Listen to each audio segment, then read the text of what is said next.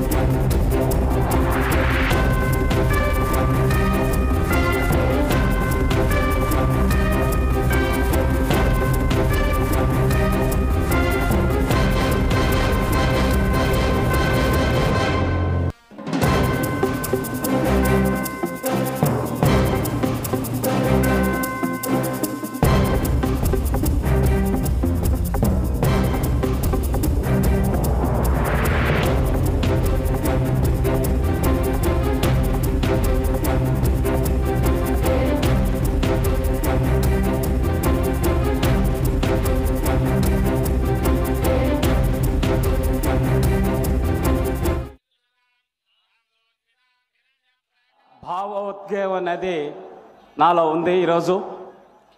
ఎందుకంటే మనందరి ఆరాధ్య దైవం కుప్పం ముద్దుబిడ్డ ఈ రాష్ట్రంలో కోట్ల మంది ప్రజల జీవితాలని